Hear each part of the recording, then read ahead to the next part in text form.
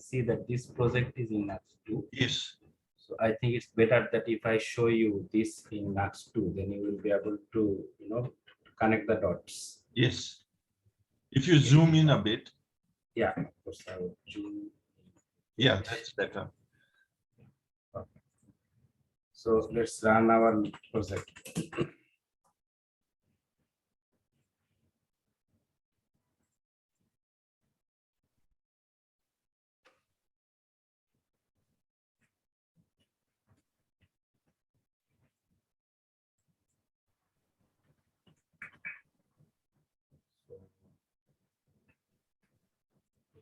It's loading. It's great.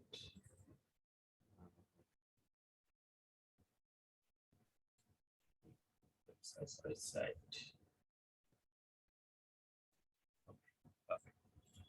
So what we will do is that we will get rid of these things that already exist in our layout file, so that we get an empty canvas for our working. Complaining about that we are not using things, but we have reported them. Rid of them as well. So we don't have now header and footer. Yeah, sure. Yeah. So what we will do is that we will go to the about page. I believe this is empty. Yeah, this is empty. In about page, we just have one line of text, which is about page. Yes. Yeah. So in this page, we will experiment with the API. Okay? Yeah. So we have free dummy API available over the internet.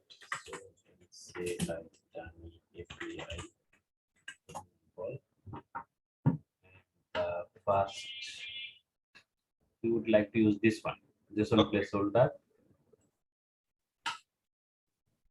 because this is very popular among the developer for trying things, which I already know. That's why I have placed here. So if you put that link in a text file, yeah, of course. I can right away on Fiverr. Yeah, that would be better. Yeah, I have already sent you the link.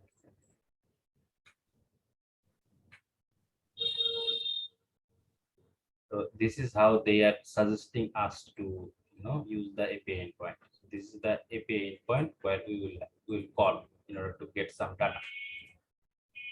So I just copied that link. Now we will do it in Nuxt2. How we can do it in Nuxt2, we'll see that. So in Nuxt, you have actually two ways that you can utilize in order to call an API. Not actually two ways, you have actually three ways. So one is you have something called fetch. Here you can call API. There is another thing which is called async data. This is another method where you can call an API, and also you can call an API in mounted.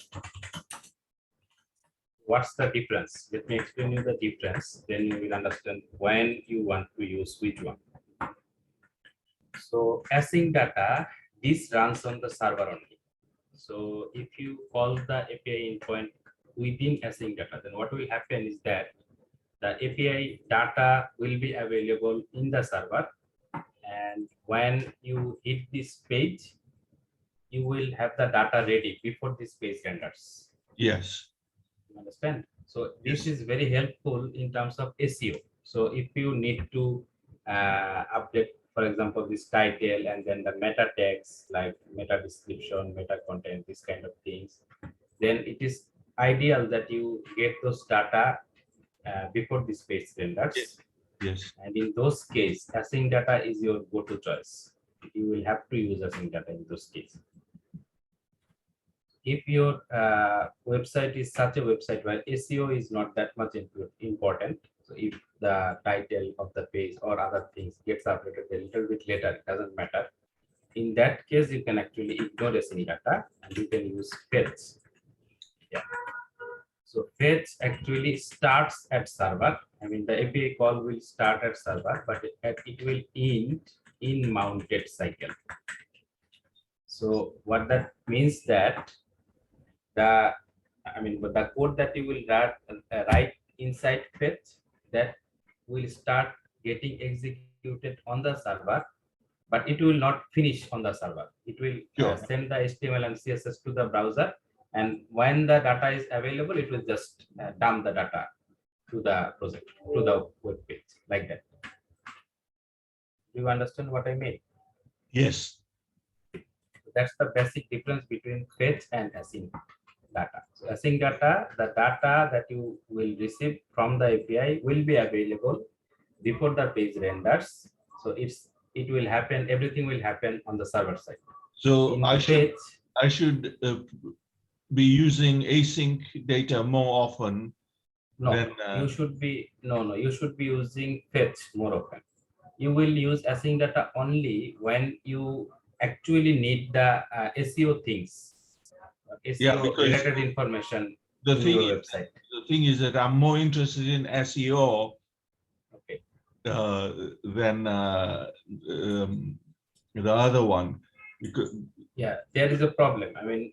Why I'm telling you this, because yes, that you have to be a little bit careful between async data and fetch. The reason is that if you use async data and your API is slow, then your page load time will increase significantly.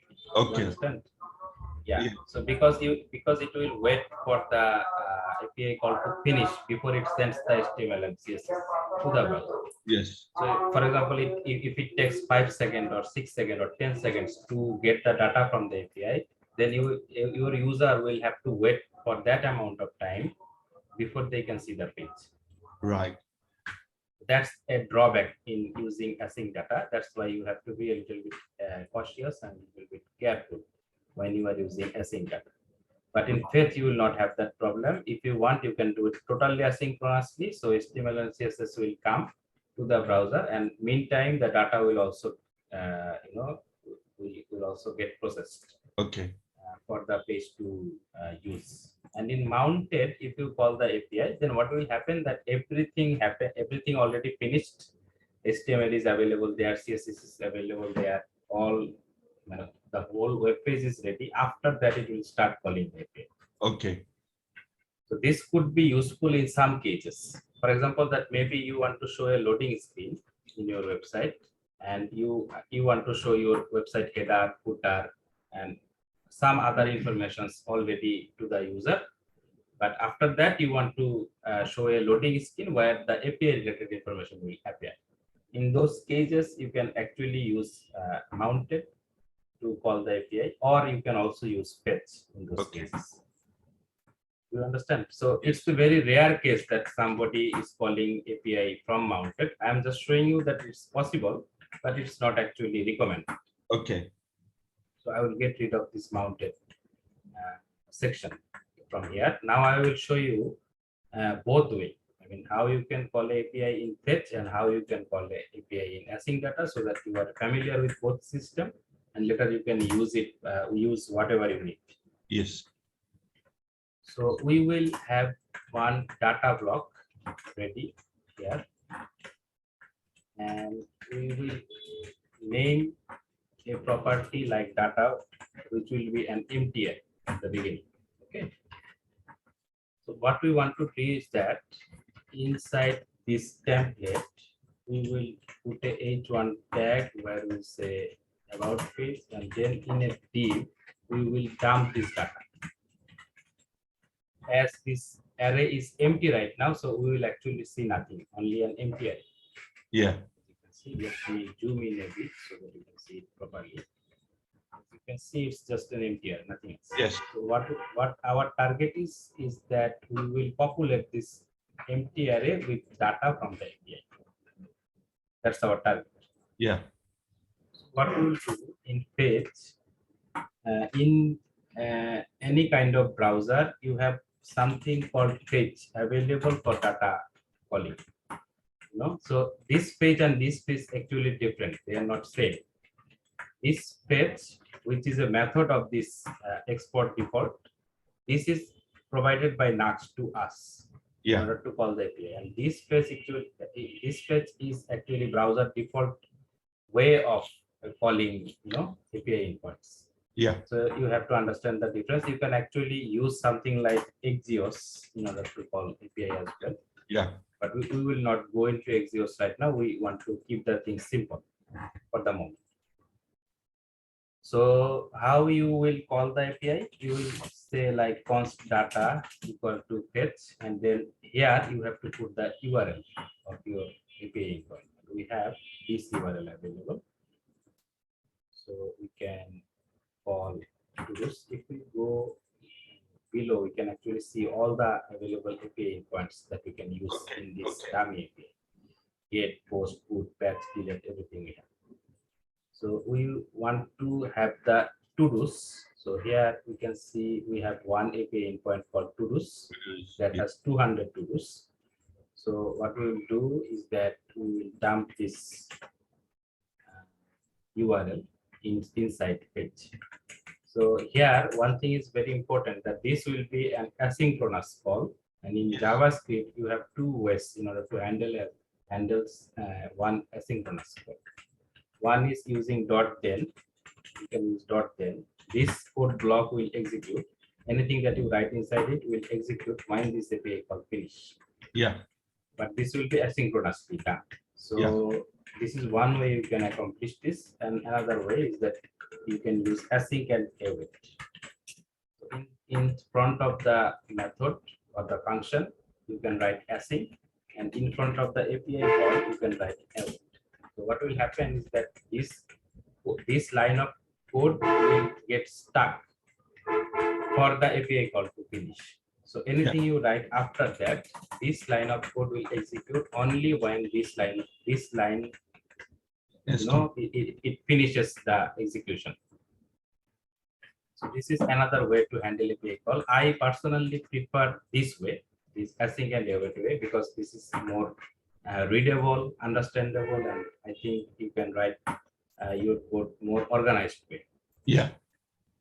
So we will stick to that. Now, if we log this data, then we will see something, but we will not see the actual API call. Yeah. The actual data from the API. So if you use fetch, then what you have to do is that you have to transform this response to your actual data. So the code will be like this: wait base.json.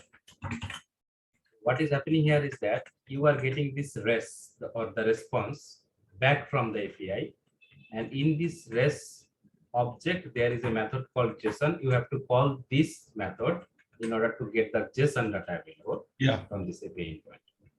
So now if we log the data, then you will see here in the browser, if you go to the browser window, we have 200 an array with 200 objects available. So now if you just do like this, that this dot data, which is this data here, our empty array, this dot data equal to data, then your data should get populated. As you can see, that whole array has been dumped to that. So this is one way you can call an API using the fetch method. So there are a few best practices that I would like to share with you. One is, this is a asynchronous call, and this might fail. I mean, there might something happen which is not expected, and this call might fail. What we will do in those cases? In those cases, the best way to handle this situation is to wrap this code inside a try catch block. This is a try block. It has something called catch, where you can catch the error. And then you can log the error and see what actually happened with the API call when it fails. You understand this? Yes. Perfect. So what will happen now is that if for some reason this API call fails, in that case this array will remain empty. So nothing will happen to this array, and your page will not break. And if you successfully get the response, then this array will be populated with the data. For Yeah. example, if we write something like SSS, so we have just destroyed this URL, and now we save it, we can see that our this has turned into an object. Yes, it has turned into an object because we actually are setting this data to this data, Yeah. which is now empty. And this is an empty object. That is why we are getting, I mean, this array is transforming into an object. So what we could do is that we could actually put it inside the if statement and check if data is available or not. In this case, data should be an array. So if we can say that if data and data dot length, then we are checking that whether it is an array and if it has length or not. I mean, if it contains any item or not. Yeah. In that case, we want to set data. Otherwise, we don't want to set data. As you can see that it's still an array. Yeah. And if you now remove the extra s from here and save it, as you can see that that's popular again. Yeah. So this is something very useful. For example, that maybe you have something called loading. So what you want to do is that when this data is not available, you want to show a loading scheme. Then what you can do is that you can create another div, and here you can write like loading. This can be an image or anything to show a loading step. So we would like to show like this loading. Yeah. What we will do that when we will use a if statement and we will say that show this when loading is true. Say that show this when loading is not true. Yeah. Like that. So right now we see the data because loading is actually false at the moment. What we want to do is that at the beginning of the fetch call, we will say that loading should be true. And when this data got set, at that time, we want to say that loading has to be false. And if there is an error, we also want to say that loading should be false. False. So now, what we very a fraction of second, we are not seeing it because of the because the API is too fast. That's why the loading is not coming. But this, if this API would take 2 or 3 seconds, you would see a loading scheme, loading text here like that.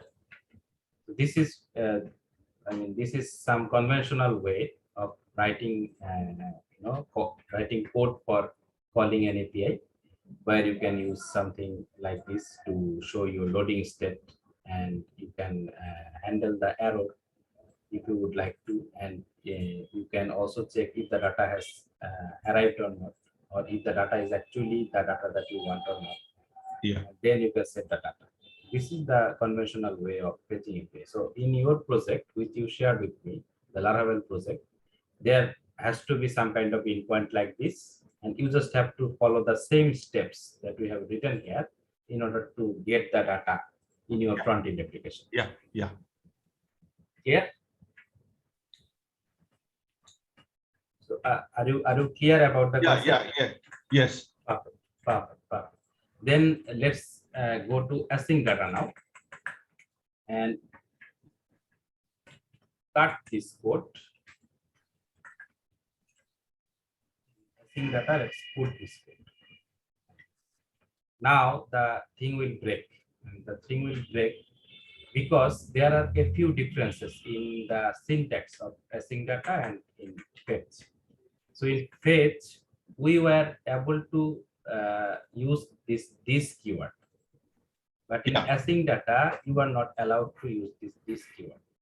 So there's a little bit, little difference between these two things. So you don't have access to this data or any computed property inside async data because it's happening on the server side and nothing is available yet.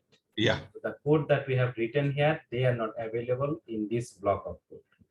So what we have to do is that we have to first write async in front of async data so that our await gets valid or becomes valid. And it's also complaining that we are not ordering them correctly. So we would like to put async data before data property. Yeah. That's the way we will avoid the warnings.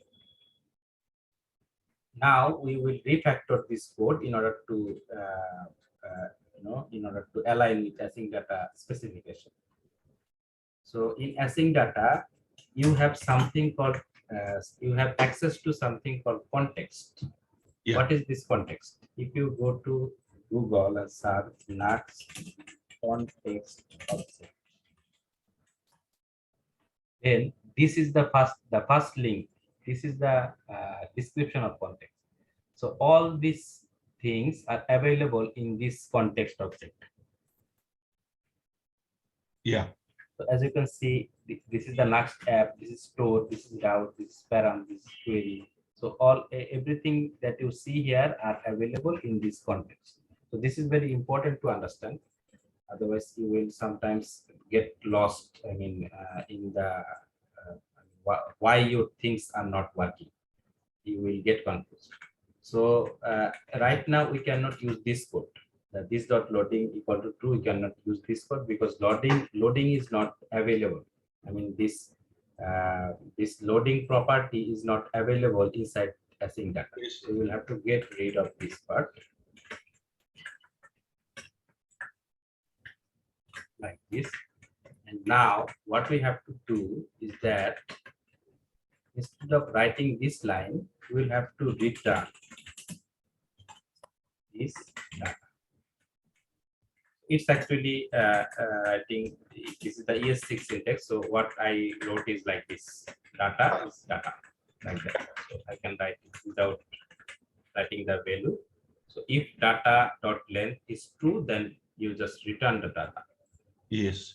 And we will also say that if there is an error, then you will return data with an empty array. Right? Okay. So what will happen now is that you don't have to use this data anymore. In async data, if you return something, that's actually part of data. Okay. This data. So you don't have to write them twice in your code. You can write them once, and it will perfectly, work. Yes. In every case. So if you return something from async data, then you don't have to write that in your data property anymore. It will act like data. It will act like that it actually exists in this case, in this place. Yeah. Like that. So now our code should work as before. And as you can see that though we don't have any data property here, still this data is getting returned because we have returned that data from our async data code. Yeah. You understand? But if we write something like this, then an exception will occur, and you will see that nothing is there. The reason is that this code actually got executed. But the problem is that we are checking within a if statement what we will do if everything is okay, but we haven't told them what we will do when everything is not okay. So in that case, just return an empty array like that. Now, if you go back to your code, you can see that there's an empty array. Sure. I understand.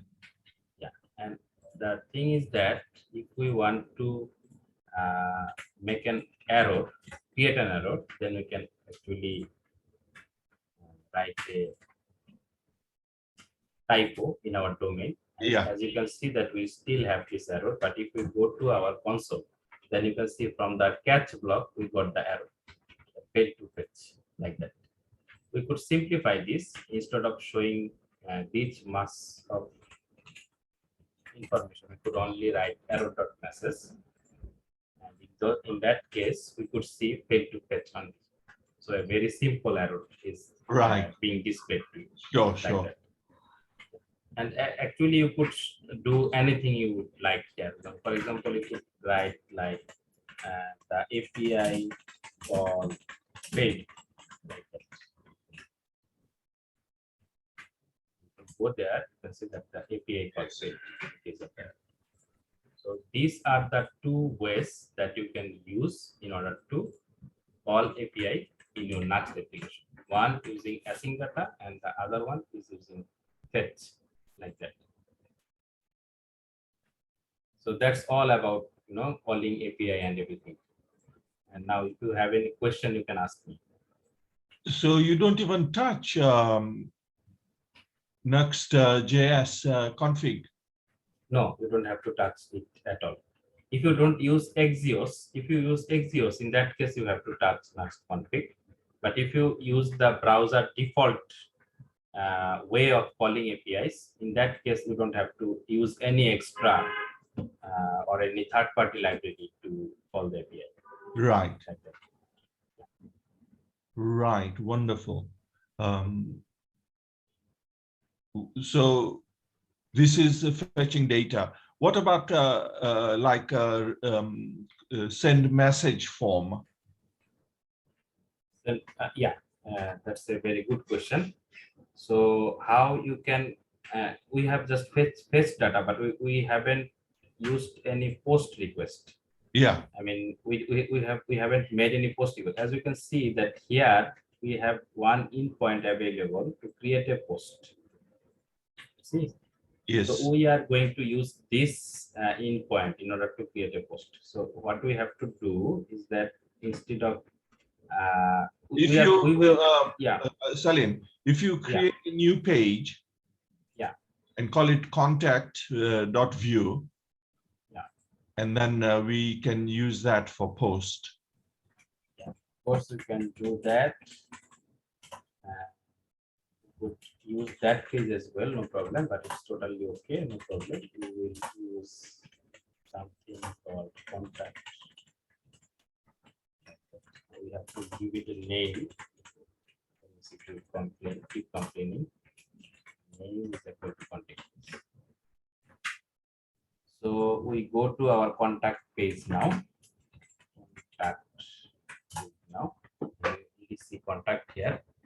So in case of post request, this is not usually done in async or async data or fetch. This is normally done on a button click, click or a mouse or a keyboard key press. This kind of situation we normally make a post request. Okay. Okay. Yes. So in that case, what we will do, we will create a form very quickly. For example, we can give it input and we can see that what kind of data we have to send to that API in order to make a post request. So if we go to posts, we can see that we have to send a user ID, we have to send a title, and we have to send a body. These three things we have to send in order to create a post. What I can understand from this API endpoint.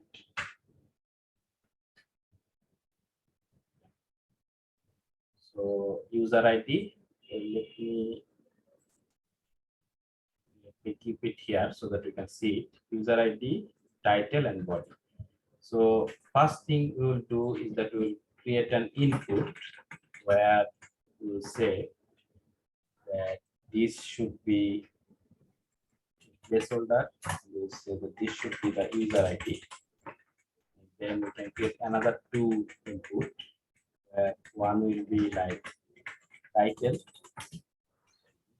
the post, like that.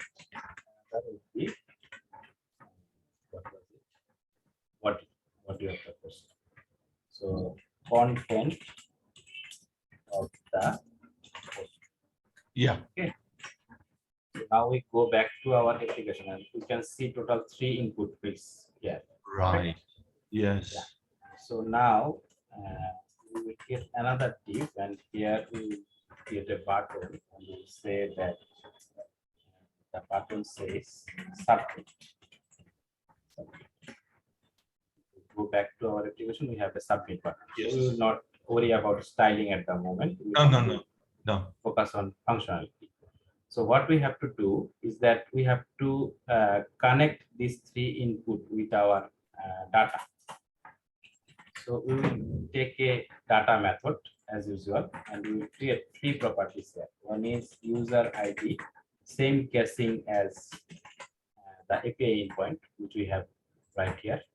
User, then capital I, D, like that. Right. And then title, and then body. So here, title,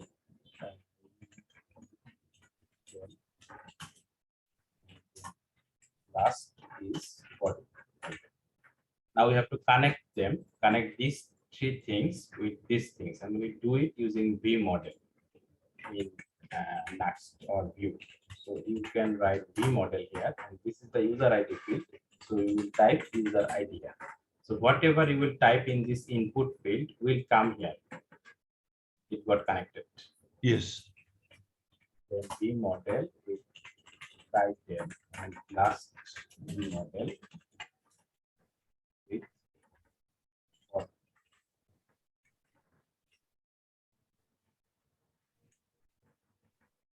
Now, what we want to do is that we want to create a click method for the submit button, and we will say on submit. Here. Now, what we can do is that we can create a method object where we will create this method, which is named on submit, same as this. Correct? What is it, on submit or OB submit? Oh, sorry. Yeah. Okay. On submit. Yeah. So now we will check that if whether all the information are available there or not. We will say that this dot user ID, if this is available, this dot title, if this is available, and this dot body, this is also available. Then execute the code. You can write a comment here like post request. Yeah. If this is not available, then we will not do anything. But if you want, you can do something like you can set loading to false. Yeah. You can do like that. So you got the idea. We will only create make the post request here.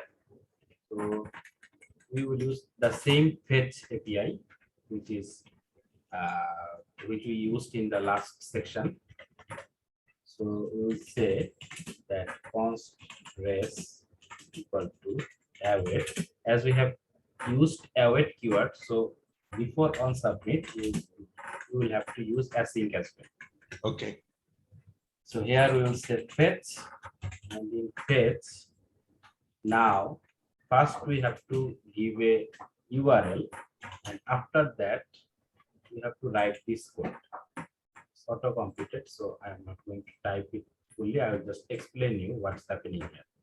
So you have to pass the object as the second parameter of this fetch request, where you will tell that method is post, header should be application JSON, content type should be application JSON, and the body should be constructed like this. So you will stringify them. From the JSON object, you have one method available called stringify. So you will use that method in order to stringify your content of the body. So you are sending the user ID, you are sending the title, and you are sending the body. You have just stringified them and used that stringified string as body of this post request. Yeah. Do you understand the concept? Yes. Perfect. So we will get back a response, and we have to turn that into JSON data. So we will say data equal to await trace.json, same way as we did earlier. And we will, if this is successful, if we see that data is actually there, data doesn't have any error or something like that, then we will make an alert, and we'll say that posted successfully. Okay. Like that. Okay. And if it fails, then we'll say you can alert failed to post, like that. Yes. And we can say another thing. For example, in this if statement, where we are checking user ID, title, and body, we can create an else and make another alert and say, like, please fill in all fields. Like that. Yeah. So you get the idea. Yes, yes, yes. So this should be all, but as I told you that this might fail, and we will never know that whether it failed or not if we do not catch the error. Yeah. And we also forgot to actually copy the endpoint. So we will have to copy this endpoint, but as we saw that instead of to do's, we will have to use posts here because we are making a call to the posts endpoint. So this should be ready, but we have to catch the error. So in order to catch the error, we have to use a try block like this. Just cut the bottom part of this, and when we finish everything at that point, we will print the error. If there is an error, then we will console log the API call failed. Right? Or we can actually alert. Instead of console log, we can make an alert and tell that API call.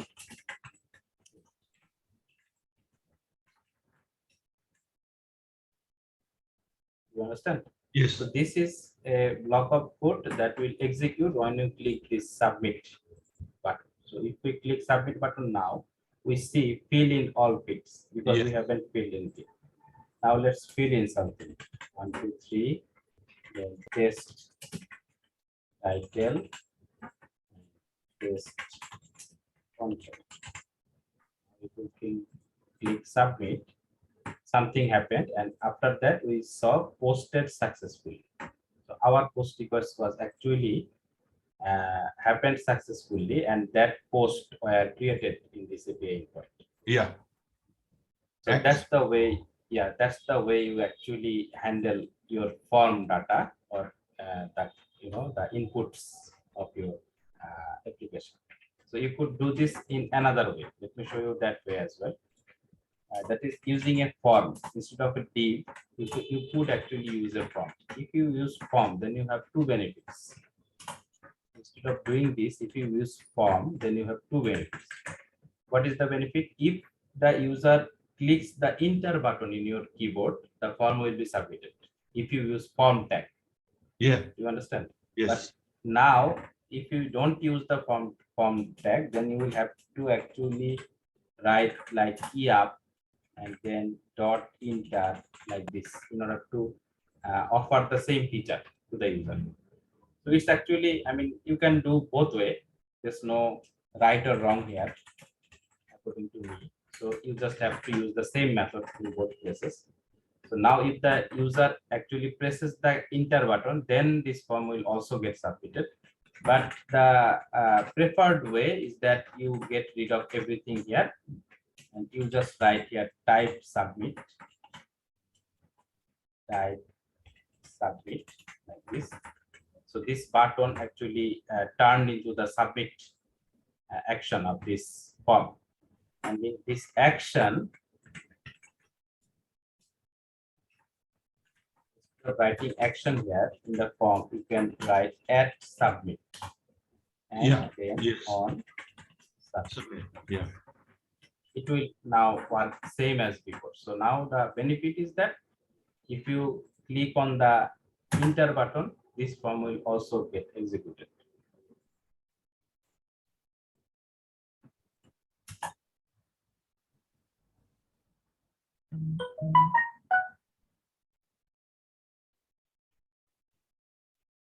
Okay, the form got executed, but there is a little problem with it.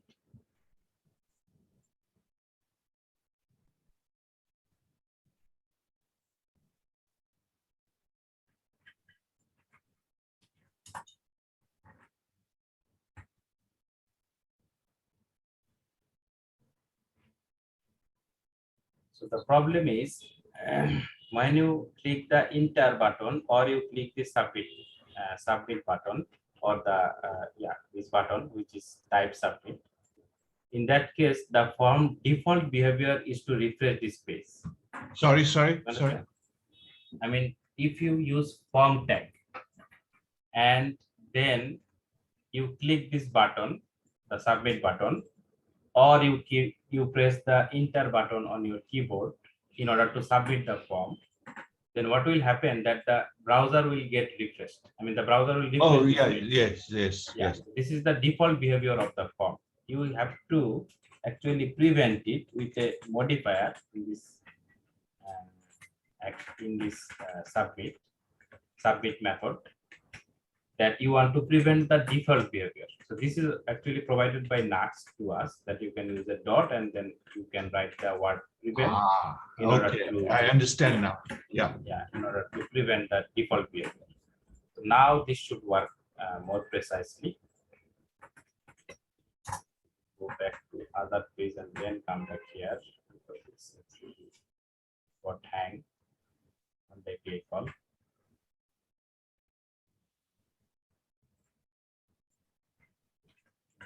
To rerun the server.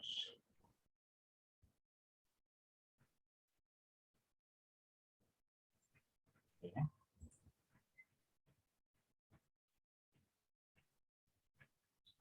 You are good.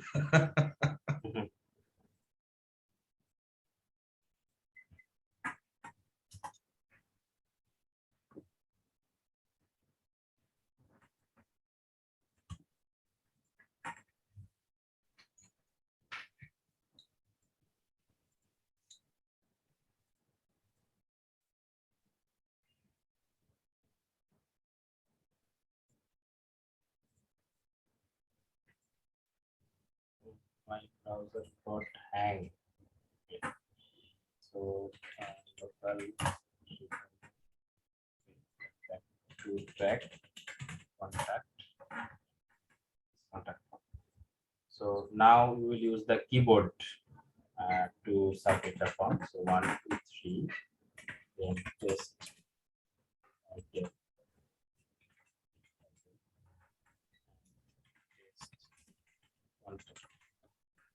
I will press the enter button, then posted successfully. Yeah, like that. I didn't click the button. I just pressed the enter key. Yeah. If you click the button, then also same thing will happen. Posted successfully.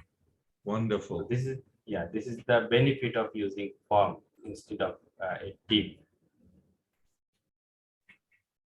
So I think that answers the question. And if you want to update, use something like patch or delete in your API call, like this put, patch, delete, then it's actually the same way. You just have to assign a method to your particular HTML element, and you just have to write that method in this same manner.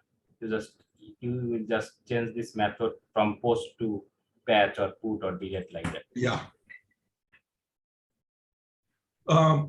What's the difference between post and put? Well, get is used. Let me show you. Get is used to get data, as you know. And then post is used to create data. This is HTTP verb. Put is to update data. I mean, you want to update an existing record in your data. Okay, okay. Then you will use put. You can also use patch for the same purpose. And delete is to delete something in your database. Right. So these are the endpoints that you should. These are the HTTP verbs that you should use in your particular cases. Now, what's the difference between put and patch? There's actually a lot of argument about it on the web, internet. What I understand is that if you want to change a part of your object, of your data, for example, that in this particular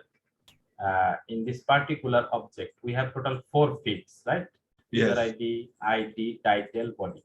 I just want to change the title, nothing else. Everything else should remain as it is. In that case, it's better to use patch. Sure. And yeah, but you are not doing that. You are actually, you just want to replace this object with another new object. In that case, the preferred way is to use the put method. Or put bar, like that. That is clear.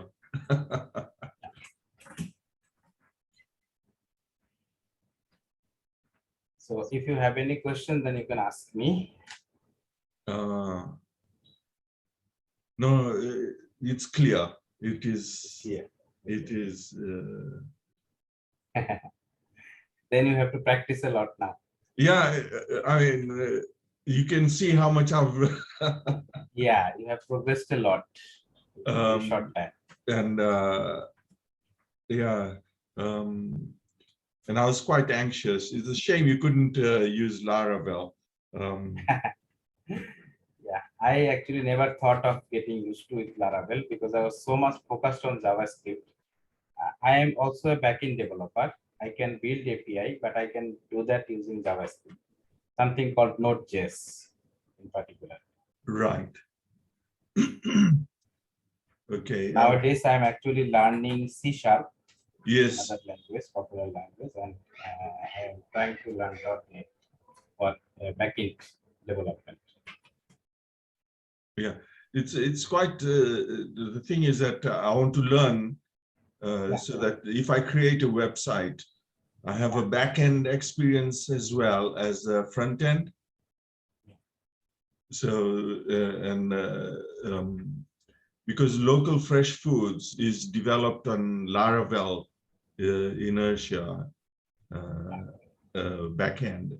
So that's why I want to learn, because if I practice, yeah. So if somebody wants a website developed, I can do the full package. Yeah, you can do the full package if you learn both the backend and front end. So for instance, if you learn Laravel and Nuxt, both of them, then you can offer a full full package to your You see, clients. do you understand? If you go to local fresh foods on the website .co.uk,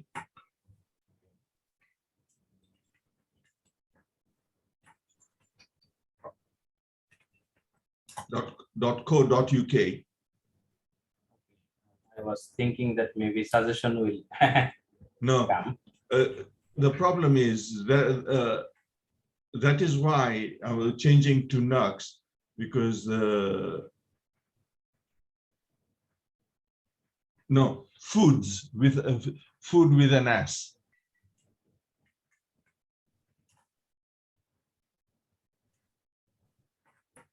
Password. That's the one.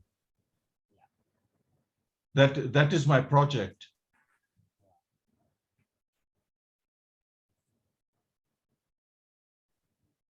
Awesome. Now, Cool. if you go to vendors, now this is my project I'm doing. Yeah.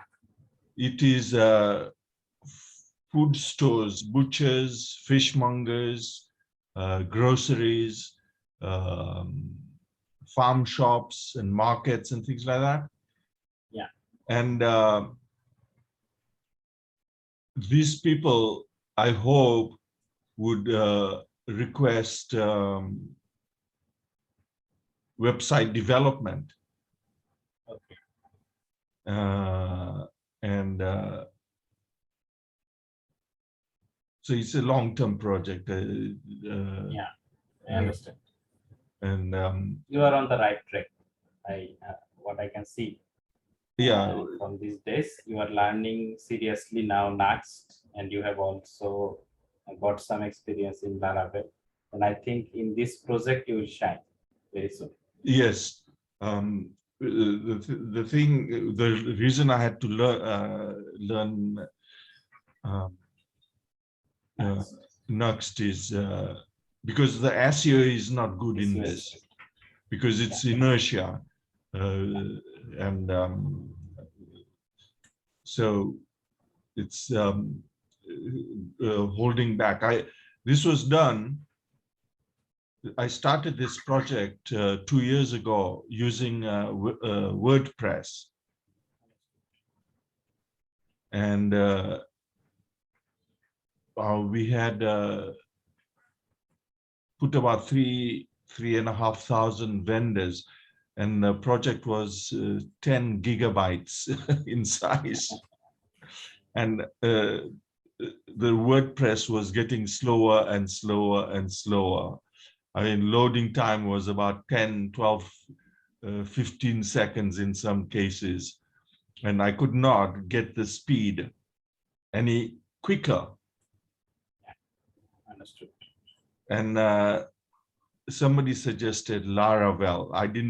I knew Laravel, I had heard Laravel, and I tried 10 years ago. Yeah. But I like you, I didn't sort of, I found it difficult. So then he said Laravel is probably the better way to do it. And I noticed that the loading time was it was 2 seconds and quicker. So yeah. I started and learned Laravel.